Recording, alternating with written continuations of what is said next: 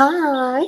இன்னைக்கு இப்பதான் இந்த ஆருத்ரா தரிசனம் பார்த்துட்டு வந்தேன். ரொம்ப நல்லா இருந்துச்சு. இந்த மார்கழி மாசத்துல திருவாதிரை நட்சத்திரத்துல சிவன் ஆனந்த தாண்டவம் செய்றாரு. இதுதான் ஆருத்ரா அப்படின்னு சொல்லி சொல்றாங்க. இந்த இதுல சிவன் வந்துட்டு 5 தொழில் செய்றாருன்னு சொல்லிட்டு நமக்கு எல்லாருக்கும் தெரியும். ஆ படைத்தல், காத்தல், அழித்தல், மறைத்தல், அருளல் அப்படின்னு சொல்லிட்டு இந்த 5 விஷயம் இருக்கு. இதுல இந்த அழித்தல் இருக்கு இல்லையா? அழிக்கிறது அப்படின்னாவே எல்லாருக்கும் ஒரு பயம், ஒரு நெகட்டிவ் அந்த மாதிரி ஒரு இல்ல.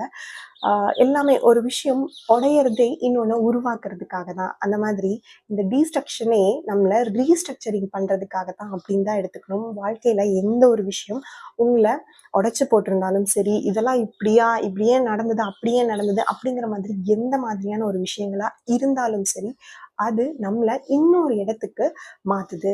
நம்மள கூட்டிட்டு போகுது. அந்த மாதிரி ஒரு பாசிட்டிவான நோட் எடுத்துக்கோங்க.